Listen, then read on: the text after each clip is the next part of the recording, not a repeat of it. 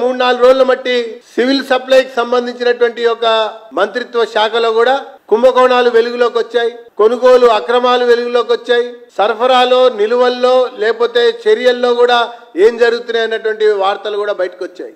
మరొక వైపున ఇరిగేషన్ శాఖలో కూడా కాళేశ్వరం కుంగటం కావచ్చు, మేడిగడ్డ పరిస్థితి దయనీయం కావచ్చు, నీటి సరఫరాలో అనేక ఇబ్బందులు ఎదురు కావచ్చు, ఆ శాఖలో ఆ రకంగా జరుగుతూ ఉంది. ఇక విద్యుత్ శాఖకు సంబంధించినటువంటి విషయం చూస్తే అసలు నిరంతర నిరాటంక విద్యుత్ సరఫరా అనేది వ్యవసాయానికి లేదు, పరిశ్రమలకి లేదు, మామూలు వినియోగదారులకు కూడా లేనటువంటి ఒక పరిస్థితి మనకు కనబడతా ఉంది.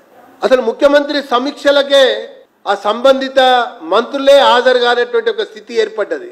ముఖ్యమంత్రి కేవలం నామకే వాస్తేగా ముఖ్యమంత్రిగా మిగిలాడు, ఈ ముఖ్యమంత్రి కామ్కే వాస్తగా అన్నట్టుగా ఎక్కడ కూడా దరిదాపుల్లో కాన్ రావటం లేదన్నటువంటి విషయాన్ని నేను తెలియజేస్తా ఉన్నా.